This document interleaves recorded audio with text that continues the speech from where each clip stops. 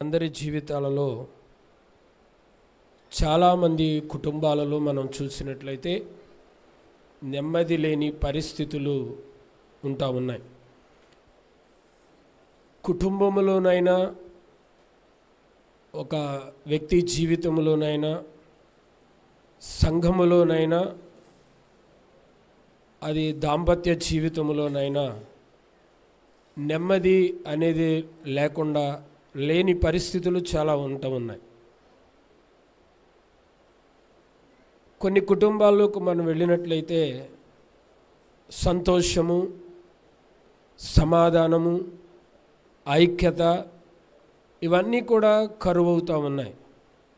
అయితే దేవుని లేఖన భాగాలలో మనం చాలా ఆదికాండం నుండి మనం చదువుకుంటూ వస్తే కొంతమంది ప్రార్థన చేసినప్పుడు దేవుడు విని వారి ప్రార్థనలను ఆలకించి వారి జీవితాలలో దేవుడు ఎన్నో గొప్ప కార్యాలు చేసినట్లుగా మనం చూస్తూ ఉన్నాం. ఈ మధ్యాహ్నం కొన్ని మాటలు మనం వినబోతూ ఉన్నాం. దినవృత్తాంతాల 2వ గ్రంథం,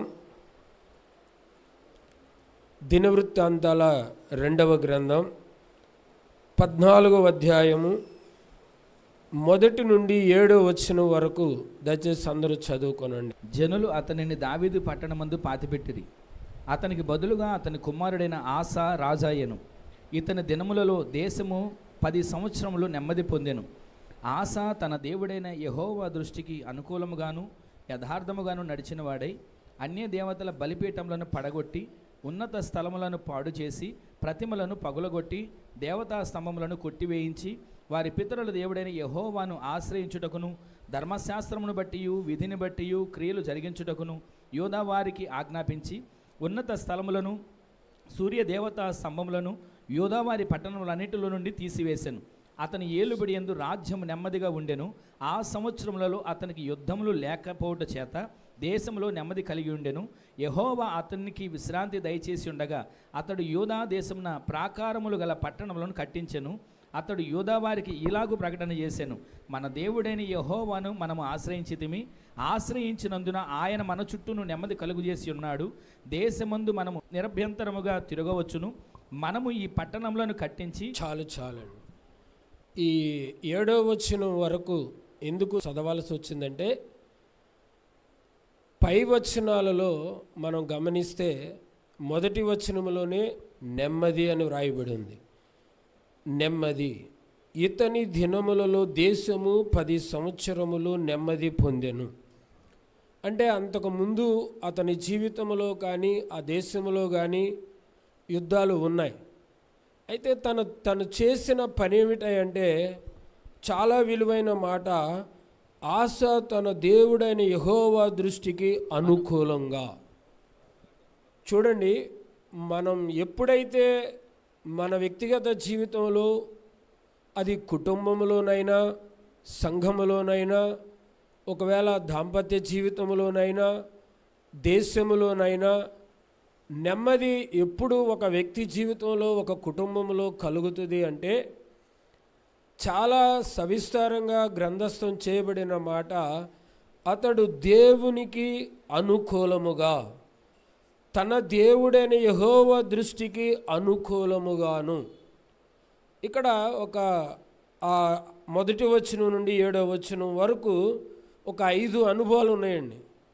ఈ 5 అనుభవాలలో మనము కూడా ఆశావలే మనం నడిచినప్పుడట అతని దేశం, అతని పరిస్థితులు నెమ్మదిగా ఉన్నాయని వ్రాశాడు.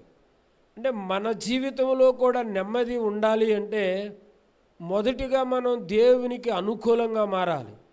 అనుకూలంగా అంటే కొన్నిసార్లు మనం కష్టాలు వచ్చినప్పుడు, కన్నీళ్ళు వచ్చినప్పుడు, ఒకవేళ ఇంట్లో ఇల్లు లేనప్పుడు, ఒకవేళ ఎదిగిన పిల్లల వివాహాలు జరగనప్పుడు, ఉద్యోగం రానప్పుడు, ఇంకా ఇతరేతర సందర్భాలలో మనం దేవునికి అనుకూలంగాను 3 రోజులు ఉపవాస ప్రార్థన, లేకపోతే వారం రోజులు, 7 రోజులు ఇలా పెడతాం.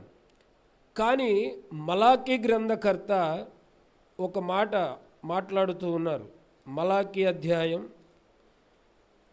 2వ అధ్యాయం 13వ వచనములో మీరు చదివితే, యెహోవా బలిపీఠమును మీరు ఏడ్పుతోను కన్నీళ్లతోను రోదనముతోను తడుపుదురు.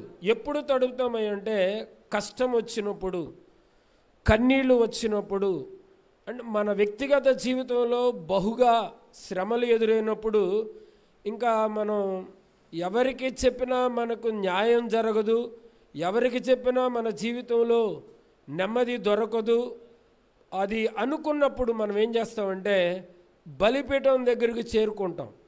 బలిపీఠం దగ్గరకు వచ్చి బలిపీఠం దగ్గర అవసరమైతే మోకరించి నిలువు మోకాళ్ళ మీద పడి ఈ మలాకీ అధ్యాయంలో మనం చదివిన మాట, యెహోవా బలిపీఠమును మీరు ఏడ్పుతోనూ కన్నీళ్లతోనూ రోదనముతోనూ తడుపుదురు. కాబట్టి ఆయన మీ నైవేద్యమును అంగీకరింపకయు తనకు అనుకూలము కాని అర్పణలను మీ చేత తీసుకొనకయునున్నాడు. చూడండి, అది కానుకే కావచ్చు, అర్పణే కావచ్చు, లేకపోతే ప్రార్థన ఏదైనా కావచ్చట. నీ కన్నీళ్ళు ఆయన చూడడట. యెషయా గ్రంథంలో కూడా అన్నాడు. ఆయన రాయబడిన మాటలు లేఖనాల్లో మనం చదువుతూ వస్తే చాలా విలువైన మాటలు. దేవునికి అనుకూలంగా మనం ఎప్పుడైతే నడుస్తామో, రక్షణ పొందిన దినాలలో, రక్షింపబడిన దినాలలో చాలా నమ్మకంగా, యథార్థంగా, అనుకూలంగా దేవుని సన్నిధి మానకుండా, అది బుధవారమైనా, శనివారమైనా, ఆదివారమైనా, ప్రత్యేక ప్రార్థన అయినా, అది గృహ కూడికలకైనా ఇంకా క్రమం తప్పకుండా పాల్గొంటాం. దేవుడు బహుగా ఆశీర్వదించి అన్ని విషయాలలో మనకు అనుకూలంగా గిన్నె నిండి పొంగి పొర్లుతూ ఉన్నప్పుడు, మనం ఉద్యోగం లేనప్పుడేమో కన్నీళ్లతో ప్రార్థన చేస్తాం. ఉద్యోగం వచ్చిన తర్వాత ఏమో దేవునికి అనుకూలంగా ఉండం, ఆఫీసులకు అనుకూలంగా ఉంటాం. తద్వారా ఆఫీసులో కష్టాలు వచ్చినప్పుడు మరలా దేవుని ఆశ్రయిస్తాం. ఇప్పుడు ఆయన ఏమంటాడు? ఆయన దేవదేవుడు రాయించి పెట్టిన మాట ఏమిటంటే, ఆ మాట చదవండి 13. యెహోవా బలిపీఠమును మీరు ఏడుపుతోను, మీరు చూడండి, మీరు ఏడుపుతోను, మీరు ఈ యొక్క ప్రత్యేకమైన ప్రార్థనలో మనల్ని ప్రభు చెప్తున్న మాట ఏమిటంటే, మీరు ఏడ్పుతోను కన్నీళ్లతోను రోదనముతోను తడుపుదురు. కాబట్టి ఆయన మీ నైవేద్యమును అంగీకరింపకయు, ఆయన మీ నైవేద్యము. అందుకే 141వ కీర్తన 2వ చరణములు అంటాడు కదా, మీరు చేతులెత్తుటయు. చదవండి అమ్మా, 141 2వ చరణం. నా ప్రార్థన ధూపం వలెను, నా ప్రార్థన చూడండి, నా ప్రార్థన ధూపము వలెను, నేను చేతులెత్తుట సాయంకాల నైవేద్యము వలెను. నీ దృష్టికి అంగీకారములగును గాక. దేవుని దృష్టికి నీ ప్రార్థన అంగీకారంగా ఉందా? దేవుడు నీ ప్రార్థన వినుచు ఉన్నాడా? మన అవసరమైనప్పుడు కాదు. ఇక్కడ కూడా ఈ మలాకీ గ్రంథములు అంటాడు, అతడు తనకు అనుకూలము కాని అర్పణలను మీ చేత తీసుకొనకయునున్నాడు. దేవుడు ఎందుకు మన ప్రార్థన వినకుండా ఉన్నాడు? అసలు ఆ ఆశయం అంటాడంటే, నేను దేవునికి అనుకూలంగా నడిచాను కనుక నా ప్రార్థన ఆయన దృష్టికి అంగీకారమైనది కనుక నాకు నెమ్మది కలిగింది అన్నాడు. నెమ్మది ఒక వ్యక్తి జీవితంలో కలగాలి అంటే, రక్షణ పొందిన ప్రారంభంలో, దేవుని తెలుసుకున్న ప్రారంభంలో ఎలా ఉన్నావో అంతము వరకు మన జీవిత ప్రయాణం పరమకణానుకు చేరే వరకు మన వ్యక్తిగత జీవితంలో ప్రార్థనలో కానీ, ఆలోచనలో కానీ, దేవునికి దగ్గరగా ఉండటంలో కానీ, ఆ మందిరానికి సమీపంగా ఉండటంలో కానీ ఎక్కడా కూడా మనం సమస్యలు వచ్చినప్పుడు కొన్నిసార్లు మనం చెదిరిపోతాం, బాధలు వచ్చినప్పుడు బాధపడుతూ ఉంటాం, ఇబ్బందులు వచ్చినప్పుడు ఇబ్బంది పడి దేవునికి దూరమై అపవాదికి దగ్గరవుతాం, మరలా లోకములోకి వెళతాం. చాలామందిని మనం చూస్తూ ఉంటాం. ఎందుకో ఈ మధ్యాహ్న కాల సమయంలో పరమ తండ్రి మనందరితో చెప్తున్న మాట ఏమిటంటే, నీ కన్నీళ్లు వృధా కాకుండా ఉండాలి అంటే నీ బ్రతుకు దినాలన్నిటిలో కూడా నువ్వు ఎల్లప్పుడూ దేవునికి అనుకూలంగా నువ్వు నడవగలిగితేనట, దేవునికి, మనుష్యులకు అనుకూలంగా కాదు. కొన్నిసార్లు మనం మనుష్యులకు అనుకూలంగా నడుస్తాం. మనుష్యులకు బాప్తిజం పొంది దేవుని అడుగుజాడలో నడుస్తూ ఆ ప్రభు శరీరాన్ని రక్తాన్ని పానం చేస్తూ ఉంటాం. చివరికి మన బంధువుల ఇళ్ళకి వెళ్ళినప్పుడు, కార్యక్రమాలకు వెళ్ళినప్పుడు, ఇంకా రకరకాల కార్యక్రమాలు జరిగినప్పుడు ఆచారపూర్వకంగాను అలవాటుపూర్వకంగాను కొన్ని కులకట్టెల వైపు కొన్ని ఆచారాలలో మనం నలిగిపోతూ ఉంటాం. చివరికి బాప్తిసాన్ని మర్చిపోతావు, తర్వాత మందిరాన్ని మర్చిపోతావు, బంధువుల వైపు బంధువులకు అనుకూలంగా ఉంటావు. బంధువులు ఎన్ని రోజులు ఉంటారు నీతో అనుకూలంగా అంటే కొంతకాలమే. హల్లెలూయా. ఎన్ని రోజులు? కొంతకాలమే. కానీ నీవు దేవునికి అనుకూలంగా నడవగలిగితే, బైబిల్ చరిత్రలో మీరు ఆది కాండం నుండి ప్రకటన గ్రంథం వరకు చదువుకుంటూ వస్తే అనేక మంది జీవితాలలో దేవాది దేవుడు గొప్ప కార్యాలు చేసినట్లుగా మనం చూస్తాం. రోమీలకు రాసిన ఉత్తరం 12వ అధ్యాయము మొదటి 2 వచనాలు. కాబట్టి సహోదరులారా పరిశుద్ధమును దేవునికి అనుకూలమునైన. చూడండి, ఇక్కడ అపోస్తులుడైన పౌలు ఒకప్పుడు అతను ఎలాంటి వాడంటే, అతడు చాలా మాటలు ఉన్నాయి. అతని డిజిగ్నేషన్ వేరు, అతనికి ఉన్నటువంటి అర్హత వేరు. అతడు ఒకప్పుడు హింసకుడు, దోషకుడు, హానికరుడు, ఆ భయంకరమైన రకరకాలైన వ్యక్తి. అతడు సంఘానికి రాస్తూ అంటున్న మాట ఏమిటంటే, కాబట్టి సహోదరులారా పరిశుద్ధమును దేవునికి అనుకూలమైన సజీవ యాగముగా మీ శరీరములను ఆయనకు సమర్పించుకోండి. ఇప్పుడు మనం ఎవరికి సమర్పించుకుంటామంటే, కొంతకాలమేమో దేవునికి సమర్పించుకుంటాం, కొంతకాలమేమో బంధువుల కొరకు ఆచారాల కొరకు సమర్పించుకుంటాం, కొంతేమో స్నేహితులకు సమర్పించుకుంటూ ఉంటాం. ఈ విధంగా నువ్వు నడిచినంత కాలం నీ జీవితంలో దేవుడు మేలు చేయలేడు. ఆశావలే నీకు నెమ్మది కావాలి అంటే, నీ కుటుంబానికి సుఖం కావాలంటే, నీ కుటుంబానికి సంతోషం కావాలంటే, నీ కుటుంబం పచ్చని ఒలీవ మొక్క వలె నీవు నీ పిల్లలు ఉండాలి అంటే ఒకటే సూత్రం. అదేమిటంటే, ఈ ఆశ చెప్తూ ఉన్నాడు. అతని దినాలలో అతడట దేవునికి అనుకూలముగా నడిచాడు. నడిచినందువల్ల అతడట నెమ్మది. హల్లెలూయా, హల్లెలూయా. చదువే, ఇంకా చదువు. మీరు సమర్పించుకొనుడని దేవుని వాత్సల్యమును బట్టి మిమ్మును బతిమాలి కొనుచున్నాను. అంతటి వ్యక్తి ఒకప్పుడు హానికరుడు, ఒకప్పుడు దూషకుడు, ఒకప్పుడు హింసకుడు అయినటువంటి వ్యక్తి అతను చెప్తున్నాడు ఏమిటంటే, అప్పుడేమో కొట్టేవాడు, తిట్టేవాడు, రకరకాలుగా సంఘాలను ఆ దేవుని నమ్ముకున్న ప్రజలను హింసించిన వ్యక్తి ఇప్పుడేమన్నాడంటే, బ్రతిమిలాడుచున్నాను. హల్లెలూయా. అనుకూలంగా నడవండి. ఇప్పుడు అతను వెళ్ళి ఎవరికి సువార్త చెబితే ఎవరు దేవునికి అనుకూలంగా నడుస్తారు? ఒకప్పుడు అతనున్న పరిస్థితి వేరు కదా, ఇప్పుడున్న పరిస్థితి వేరు కదా. అతడు అమ్మ వందనాలు అని చెప్తున్నాడు అందరికీ, తమ్ముడు వందనాలు చెప్తున్నాడు, సహోదరులారా వందనాలు, బ్రదర్ అండ్ సిస్టర్స్ అందరికీ వందనాలు చెప్తున్నాడు. ఇతని నమ్మే పరిస్థితి ఉందా?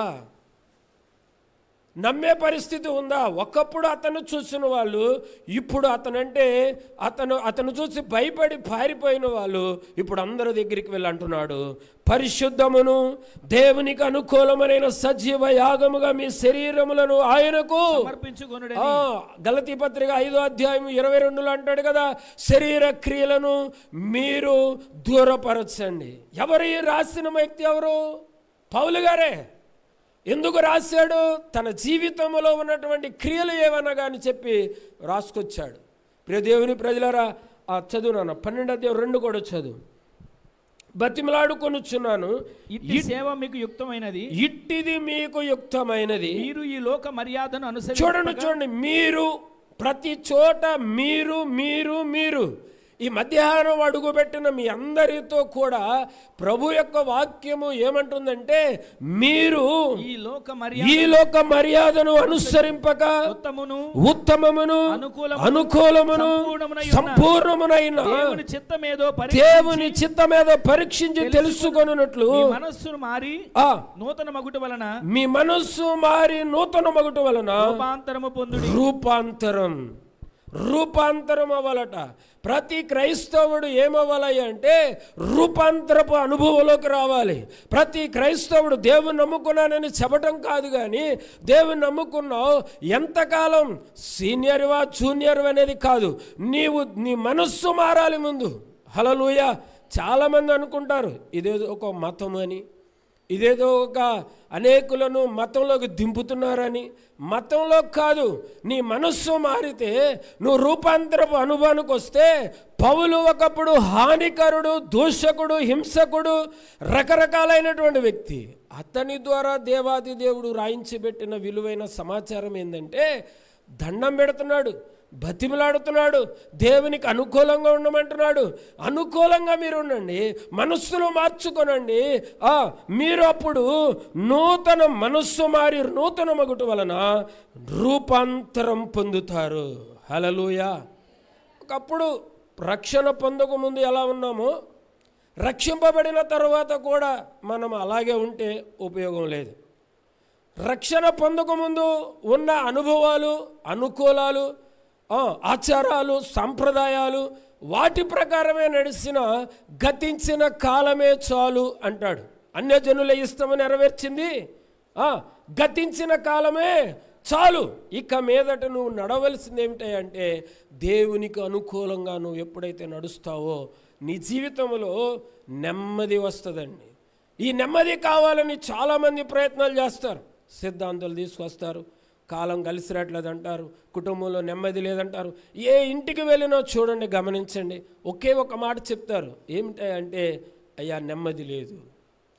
ఎవరి వల్ల నెమ్మది లేదు. ఆ ఇంట్లో ఇల్లాలు చెప్తుంది, భర్త వల్ల నెమ్మది లేదయ్యా, పిల్లల వల్ల నెమ్మది లేదయ్యా. కొన్ని కుటుంబాలకు వెళితే చెప్తూ ఉంటారు, ఈరోజు నీ కుటుంబంలో నెమ్మది కలగాలి అంటే మొట్టమొదటిగా నువ్వు చేయవలసిన పని ఏమిటంటే, దేవునికి నువ్వు అనుకూలంగా ఉండాలి. ఆమేనండి. ఎవరికి అనుకూలంగా? ఆచారాల వైపు కాదు.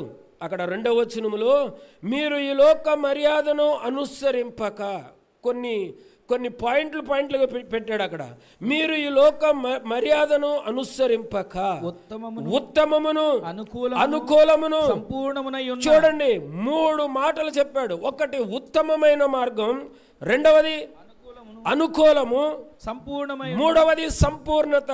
నువ్వు ఎప్పుడైతే దేవునికి అప్పగించుకుంటావో, అప్పగించుకున్న నీ జీవితంలో, అప్పగించుకున్న నీ కుటుంబంలో, అప్పగించుకున్నటువంటి మీ పరిస్థితులు ఏ పరిస్థితిలోనైనా కావచ్చు, కానీ దేవునికి అనుకూలంగా నువ్వు నడవగలిగితేనట, దేవుడు మీ ఇంట్లో, మీ దాంపత్య జీవితంలో, మీరున్న ఆఫీసుల్లో కావచ్చు, మీరు ఎక్కడికి వెళ్ళినా ఒక్కటి మాత్రం నేర్చుకోవాలి, అవసరమైనప్పుడు కన్నీళ్ళు కాదు. అందుకే మలాకి గ్రంథం 2వ అధ్యాయం 13 చదివించా. అవసరమైనప్పుడు కన్నీళ్లు గారుస్తాం. వివాహం అవనప్పుడు, ఉద్యోగం రానప్పుడు, సంతానం లేనప్పుడు, ఇంకా రకరకాల అవసరాల కొద్ది ప్రార్థన చేస్తే ఆయనట నీ ప్రార్థన కానీ, నీ అర్పణ వైపు కానీ, నీ వైపు కానీ, నీ కన్నీళ్ళ వైపు కానీ చూడడు. దేవుని ప్రజలరా, మనస్సు మారాలి. క్రైస్తవ్యం అంటే యేసు ప్రభు నమ్ముకున్నామంటే కాదు, కానీ నీ మనస్సు మారి రూపాంతరపు అనుభవంలోకి వస్తేనట ఆయన ఏం చేస్తాడో క్లుప్తంగా కొన్ని మాటలు మీతో నేను చెప్తాను. మొదటిది, అక్కడ 2వ దినవృత్తాంతాల గ్రంథంలోకి వెళ్ళండి. ఆ అధ్యాయాలన్నిటిలో మనం చూస్తూ వస్తే, మనం ధ్యానిస్తూ వస్తే, ఒకటి అనుకూలముగాను, రెండవది యథార్థంగాను, మూడవది అన్య దేవతలను బలిపీఠములను పడగొట్టి ఉన్నత స్థలములను పాడు చేసి ప్రతిమలను పగలగొట్టి దేవతా స్తంభములను కొట్టివేయించి వారి పితరుల దేవుడైన యెహోవాను ఆశ్రయించుటకును.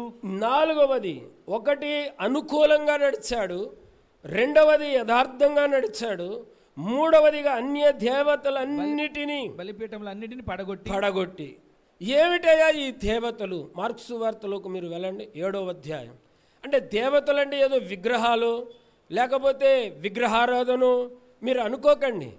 అక్కడ మా మార్క్సు వార్త 7వ అధ్యాయంలో మీరు ఒక్కసారి అడుగు పెడితే అక్కడ 7:21-22 మనుషుల లోపల నుండి బయలు వెళ్ళునది మనుష్యుని అపవిత్రపరుచును లోపల నుండి అనగా మనుషుల హృదయములలో నుండి దురాలోచనలు జారత్వములను దొంగతనములను నరహత్యలను వ్యభిచారములను లోభములను చెడుతనములు కృత్రిమమును వికారమును మత్సరము దేవదూషణయు అహంభావమును అవివేకమును వచ్చును. ఈ చెడ్డవన్నీ లోపల నుండియే బయలు వెళ్ళి మనుష్యులను అపవిత్రపరచునని ఆయన చెప్పాను. ఎందుకు మనం ఆ కొట్టివేయాలి? యెషయా ప్రవచన గ్రంథంలో మనం చదువుతాం, మీ వాగ్దానాలు మనకు కావాలి. ఏమిటయ్యా వాగ్దానం? దుఃఖమును కొట్టివేసి దుఃఖాన్ని కొట్టివేస్తాడు. కొట్టివేయాలంటే నువ్వేం చేయాలి అంటే మనుష్యుల హృదయం, మన హృదయంలో ఉన్నటువంటి ఆ శరీర సంబంధమైన ఆశ చూడండి, చాలామంది కొట్టివేయరు. ఆ సినిమాలు కొట్టివేయరు, ప్రభు నమ్ముకుంటారు. ఇంట్లోకి వెళ్ళి చూడండి, పెద్ద టీవీ ఉంటుంది, అర్థమైందా? పెద్ద టీవీ ఉంటుంది. ఆ టీవీలో వచ్చే నాటికలన్నీ దేవతలే, ఎవరు మాట్లాడతల్లా. మీరు చూడలే, మంచి వాళ్ళు చెప్తా ఉన్నా. హల్లెలూయా. మనం వేటిని వదిలివేయాలంటే యవనస్తులైనా పెద్దవాళ్ళైనా కొన్ని చోట్ల మనం తీసివేయం, కొట్టివేయం, మానేవేయం. ఏవేవి విడిచిపెట్టాలో, ఏవేవి దేవునికి వదిలివేయాలో అవి వదిలివేసి దేవుని నువ్వు వెంబడించినట్లయితే నీకు నెమ్మది కలుగుతుంది. హల్లెలూయా. ఆశా జీవితంలో నెమ్మది కలగటానికి గల కారణాలు చెప్తా ఉన్నాడు ఆయన. నీ జీవితంలో నెమ్మది కలగపోవడానికి కారణం ఏంటి? ఏ రోజైనా ఆలోచన చేసావా? ఏవేవి నువ్వు విడిచిపెట్టలేదో ప్రభు అంటాడు అవి ఇంకా కొన్ని రహస్య పాపాలు అంటాడు. కొన్నిసార్లు చూడండి, మన గోరుల్లో ఉన్నటువంటి గోరులు కత్తిరించేస్తాం, ఏమి ఉంచాం, గోరులు ఉంచాం. ఎందుకని ఉంచాం? మట్టి చేరుకుపోద్దని. కొంతమంది నోట్లో కూడా చిన్న ముక్కలుగా లాగేస్తారు. అలాగే కొంతమంది ప్రభువుని నమ్ముతారు, దేవునితో నడుస్తూ ఉన్నట్టుంటారు, కానీ వారి వ్యక్తిగత జీవితాలలో ఉన్నట రహస్య పాపాలు అని చెప్తా ఉన్నాడు ప్రభు. ఆమేన్, హల్లెలూయా. ఏవేవి విడిచిపెట్టాలి? కొంతమంది మాటల్లో తప్పిపోతారు, కొంతమంది చూపుల్లో తప్పిపోతారు, కొంతమంది ఆలోచనలో తప్పిపోతారు. దేవునితో నడుస్తున్నట్టే ఉంటారు. నువ్వు క్వైర్లను ఉండొచ్చు, పాటలే పాడొచ్చు, వాయిద్యాలు వాయించవచ్చు, బాగా చదవగలిగిన వ్యక్తివే కావచ్చు, కానీ నీలో ఉన్న రహస్య పాపాలట ఆయన చూస్తూ ఉన్న దేవుడు. హల్లెలూయా.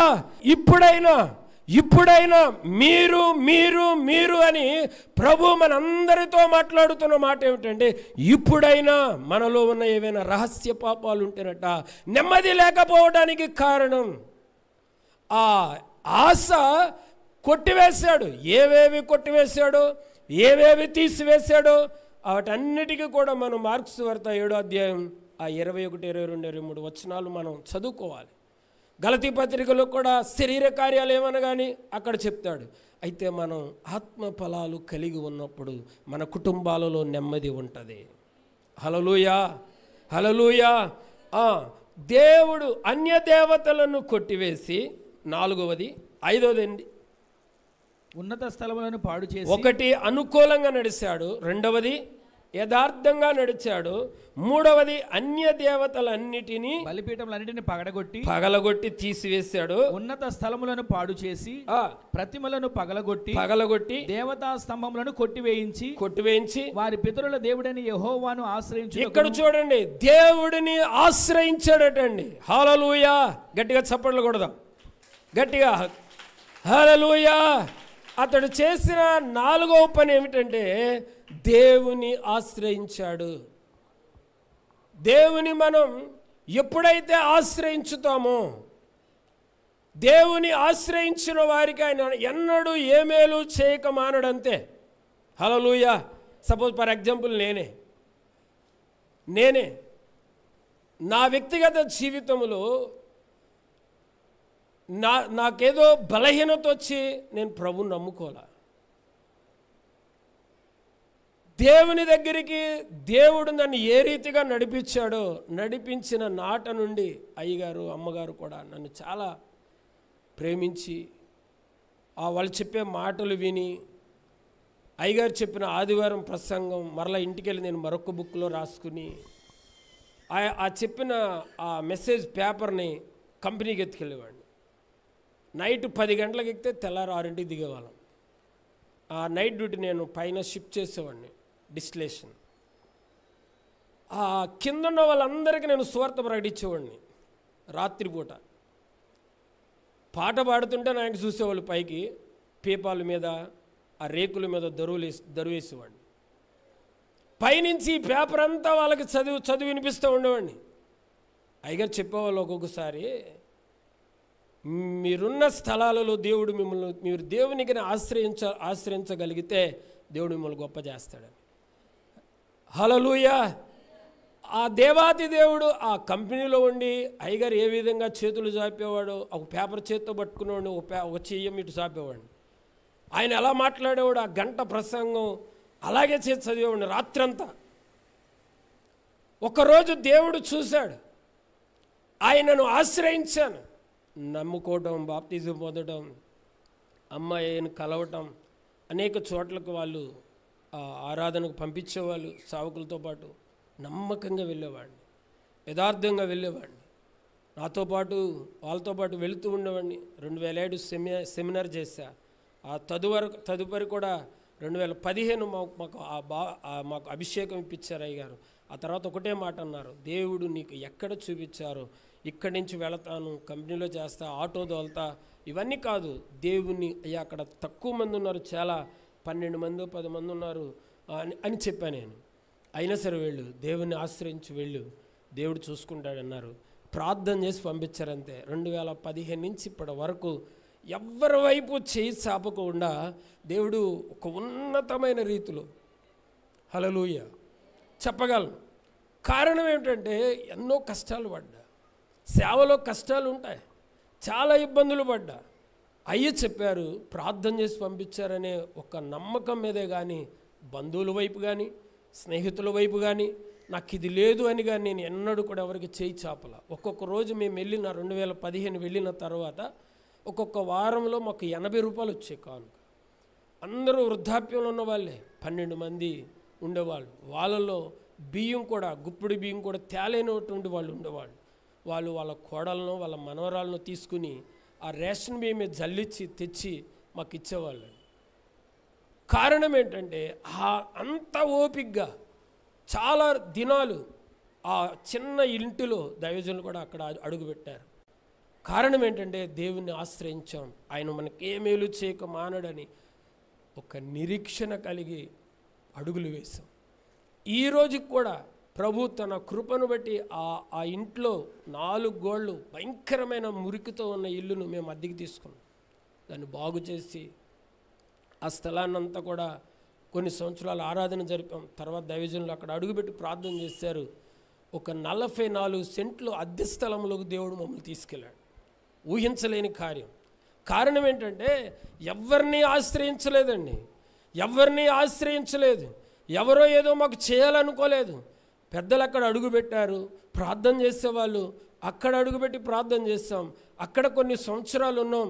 అక్కడున్న ఇబ్బందులు దైవజనులకు తెలియజేసేవాడిని.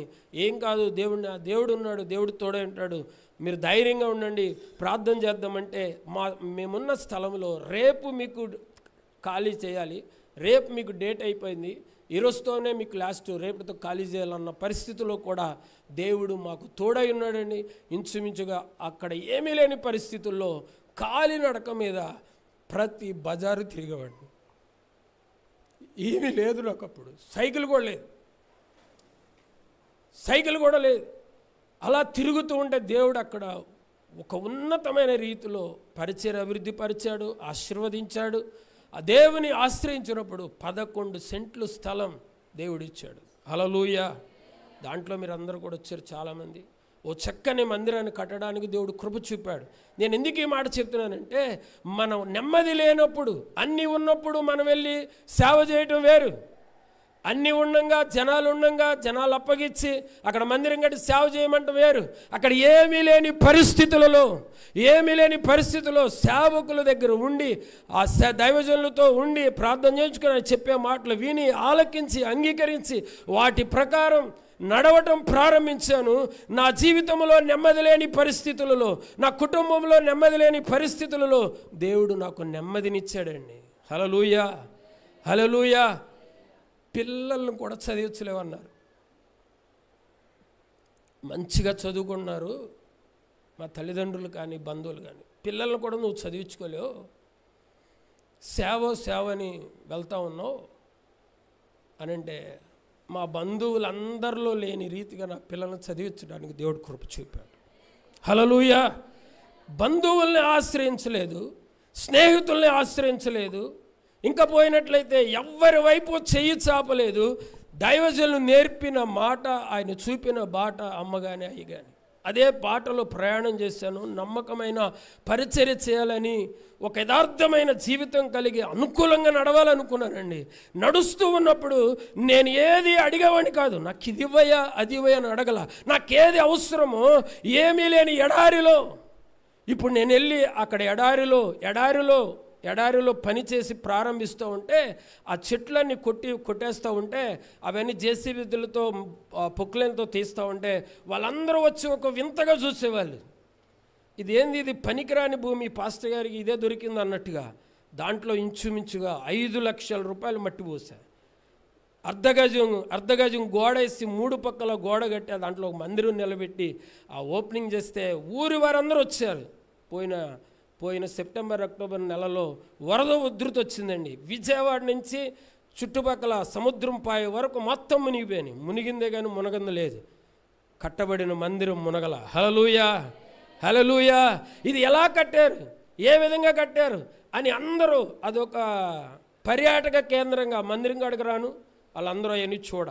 ఈ చరిత్ర నేను ఎందుకు చెప్తున్నానంటే, మీరైనా సరే దేవుని ఆశ్రయించండి. నా తండ్రి వైపు కానీ, తల్లి వైపు కానీ, నాకు తెలిసిన వాళ్ళ వైపు కానీ, ఎవరు బంధువుల వైపు కానీ ఎవరు సేవకులు లేరండి. ఒక విశ్వాసిగా కొనసాగి ఇక్కడే ఉండి దైవజనులను వెంబడిస్తూ, వారు అడుగుజోళ్ళు నడుస్తూ, యథార్థంగా నేను నడుస్తున్నానని వాళ్ళు చూచి, అనుకూలంగా ఉన్నానని చూచి, ప్రభు కూడా చూచి అనేకమైనటువంటి మేలులు నా జీవితంలో చేశాడు. ఎందుకు పనికిరాని వాడిని. ఒకప్పుడు విగ్రహారాధన కుటుంబం చెప్పాలంటే, ఇంచుమించుగా 24 సంవత్సరాలు విగ్రహారాధన కుటుంబంలో పుట్టి పెరిగినటువంటి కుటుంబం. కానీ దేవుని ప్రేమ చేరదీసింది, దేవుని ప్రేమ ఆదరించింది. అందుకే ఈ యొక్క గ్రంథకర్త అంటాడు చూడండి, అతడట ఉన్నత దేవుని, వారి పితరుల దేవుడిని యెహోవాను ఆశ్రయించుటకును, ధర్మశాస్త్రమును బట్టి విధిని బట్టి క్రియలు జరిగించుటకును యూదావారికి ఆజ్ఞాపించి ఉన్నత స్థలములను సూర్య దేవతా స్తంభములను యూదావారి పట్టణములన్నిటిలో నుండి తీసివేసెను. అతని ఏలుబడి యందు 7వ వచనం చదువునాను. అతడు యూదావారికి ఇలాగు ప్రకటన చేశాను, మన దేవుడైన యెహోవాను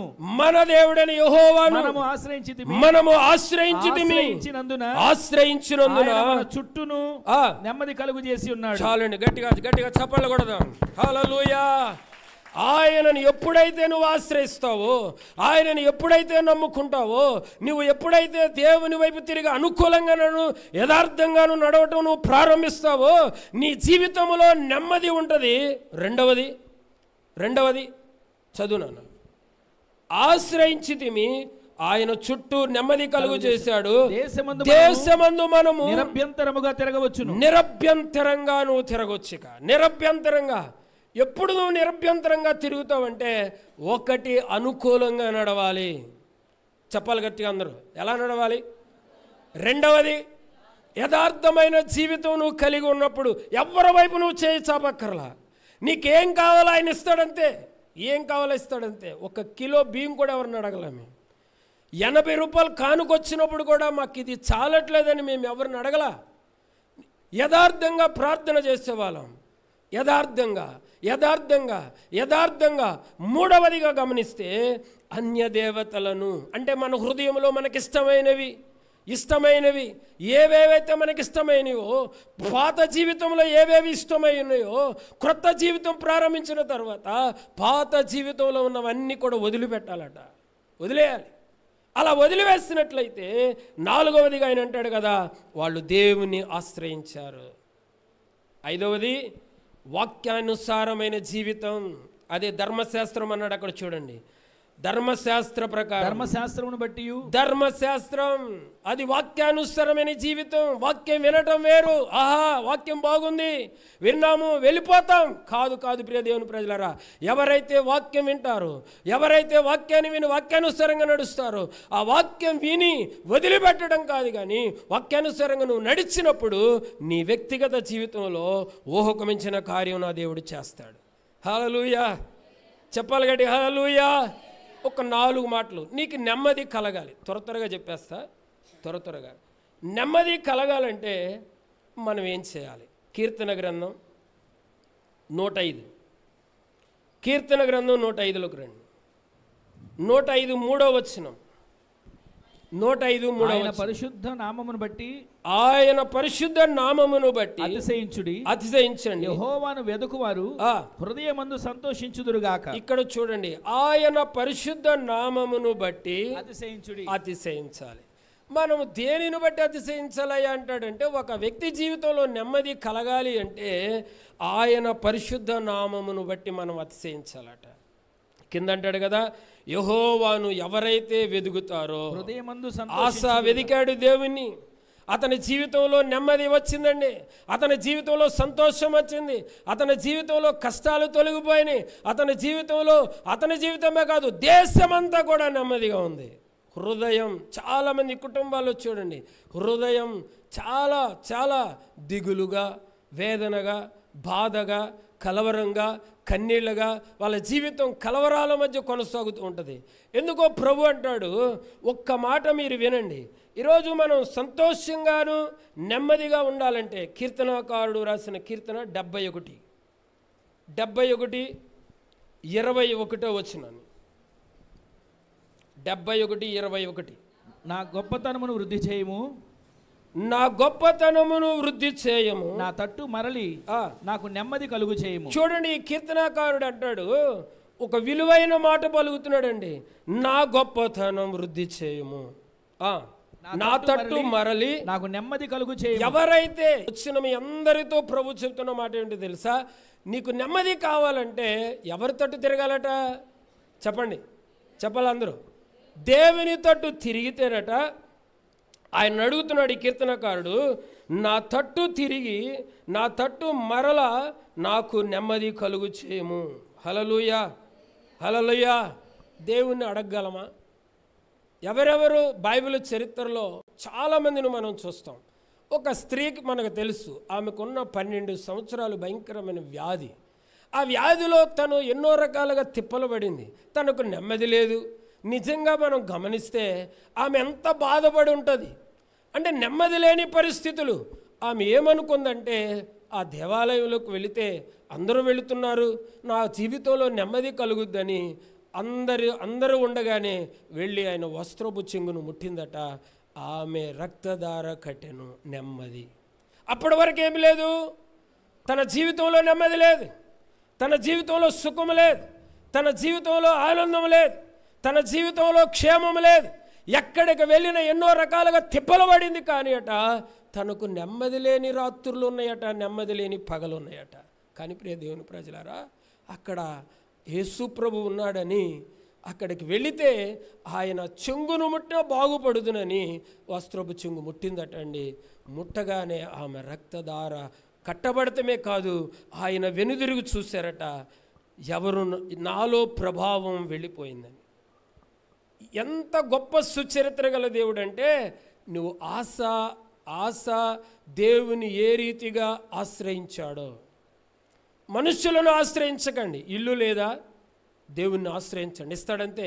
నాకు సెంటు భూమి లేదు, అక్కడ 11 సెంట్లు ఇచ్చాడు, 11 సెంట్లు ఇచ్చాడు. అది కేవలం ఆయన కృపే. హల్లెలూయా. ఇంకా నిజంగా చెప్పాలంటే ఆ ఊర్లో ఎవ్వరికీ ఏ మందిరానికి లేదు అంత స్థలం. గట్టిగా హల్లెలూయా. కారణం ఏమిటంటే, వచ్చిన వాళ్ళందరూ కూడా ఆశ్చర్యపడే రీతిగా. కారణం ఏంటంటే, నువ్వు కష్టం వచ్చినప్పుడు కాదు. అందుకే మలాకి 2:13 నువ్వు నిత్యం చదువుకోవాలి. నువ్వు అలా ప్రార్థన చేస్తే చూడ్డు, ఆయన 1వ తేదీ నుండి 5వ తేదీ వరకు ఉపవాసం ఉండి ప్రార్థన చేసేవాడు. నాతో పాటు కొంతమంది స్త్రీలు పురుషులు కూడా మందిరానికి వచ్చేవాళ్ళు, ప్రార్థన చేసేవాళ్ళం 5వ తేదీ వరకు కూడా. ఆ రీతిగా దేవుడు ఊహించని రీతిగా ఉన్న స్థలం వాళ్ళే ఆ మందిరం కట్టడం ప్రారంభిస్తే వాళ్ళు అన్న మాట ఏమిటంటే, మీరు ఒక 20 సంవత్సరాలు ఉన్నా మాకేం పర్లేదు అన్నారు. దేవుడిచ్చిన తర్వాత మనం ఎందుకు అక్కడ ఉంటాం? అవునంటారు కాదంటారా? అందుకని మనం దేవుని తట్టు మరలదాం. ఆ కీర్తన గ్రంథం చదవండి 71:21. ఏమన్నాడు? నా గొప్పతనమును వృద్ధి చేయము, నా తట్టు మరలి నాకు నెమ్మది కలుగు చేయము. దేవుని తట్టు మీరు తిరగండి, ఆయన మీ తట్టు తిరుగుతాడు. ఏ బాధ అయినా, ఏ కష్టమైనా, ఏ కన్నీళ్ళైనా, కన్నీళ్లతో కాపురం కొనసాగుతున్నా, కలవరాల మధ్యలో నీవున్నా, దేవుని తట్టు నువ్వు మరలితేనట ఆయన నీకు నెమ్మది కలుగు చేయునుగాక. కీర్తనాకారుడు అంటాడు కదా 23వ కీర్తనలో ఏమన్నాడు చూడండి, 4వ వచనం. గాఢంధకారపు లోయలో నేను సంచరించినను అపాయమునకు భయపడను. నీవు నాకు తోడయుందువు, నీ దుడ్డు కర్రయు నీ దండమును నన్ను ఆదరించును. చూడండి, ఒక రోజున గాఢంధకారపు లోయలోకి దావీదు వెళ్ళాడటండి. ఆయన వెళ్ళిన పరిస్థితుల్లో చిమ్మ చీకటి, గాఢంధకారం అంటే భయంకరమైన చిమ్మ చీకటిలోకి వెళ్ళాడు. తను వెళ్ళి ఆ పరిస్థితిలో తనకున్న గొర్రెలలో ఒక గొర్రె తప్పిపోయిందట. ఆ లోయలోకి వెళ్ళి చూడండి, లోయలోకి వెళ్ళి వెతకడం ప్రారంభించాడట. వెతుకుతూ ఉండగా దేవాతి దేవుడు అలా టచ్ చేశాడట వెనక్కు నుండి. దాని అర్థం చూడండి, టచ్ చేస్తే అంటాడు, నీవు నాకుండగా, నీవే నా ఉండగా, నీవేనా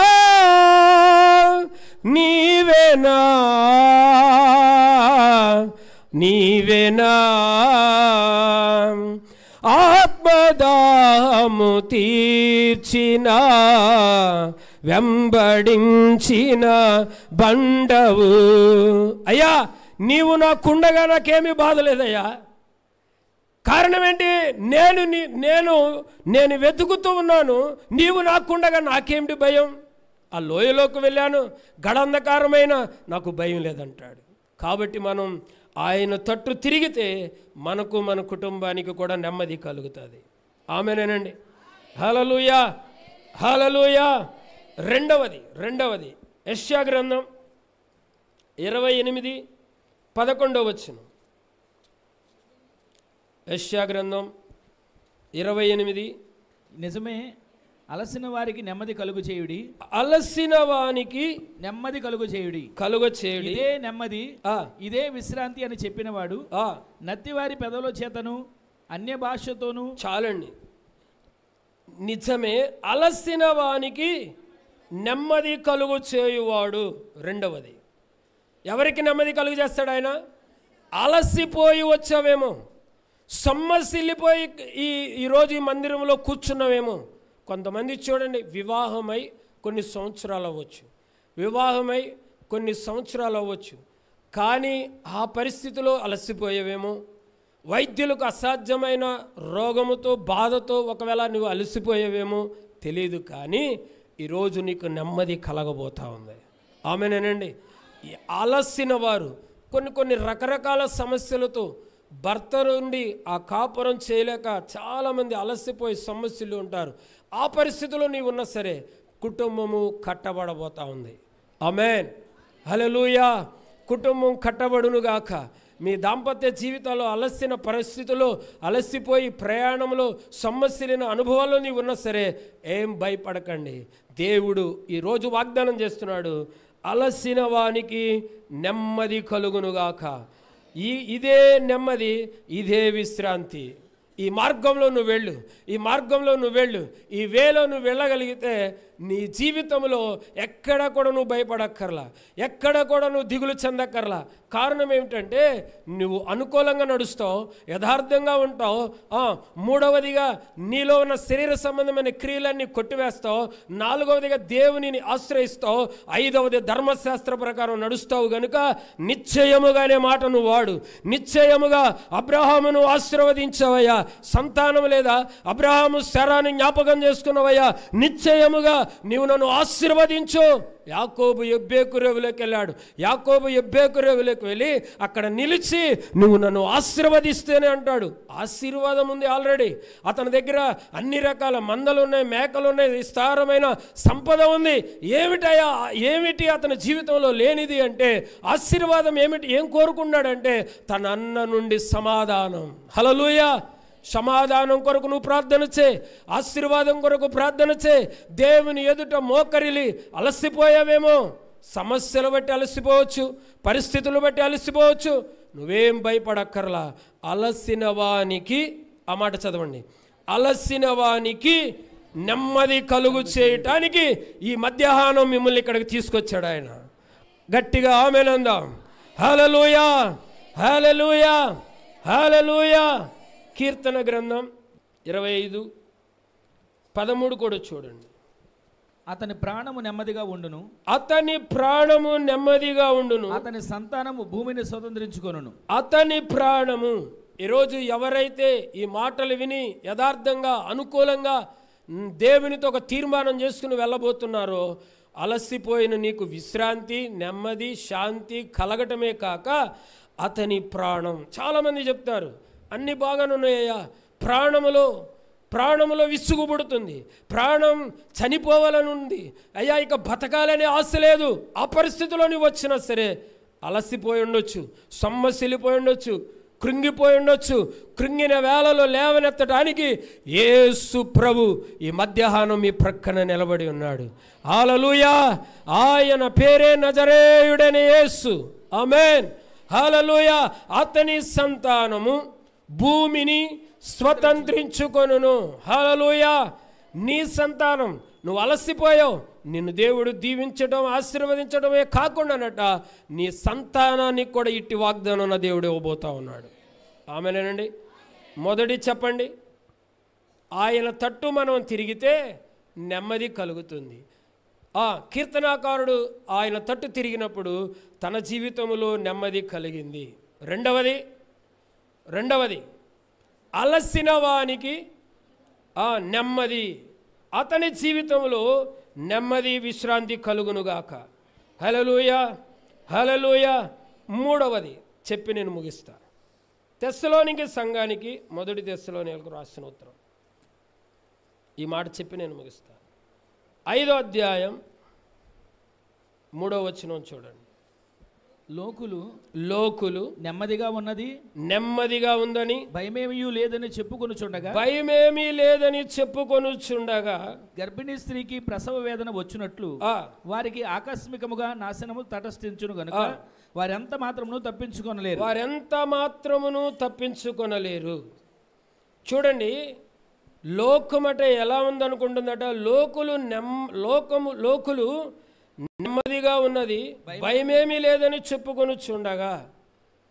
కారణం ఏమిటంటే చాలామంది అనుకుంటారు, వీళ్ళు ఈ మాటలు ఎలాగా చెప్తారు, ఆయన వస్తాడని ఎప్పటి నుంచో చెప్తా ఉన్నారు, ఆయన ఇంకా రాలేదు, ఇంకా టైం ఉందని అనుకుంటారు.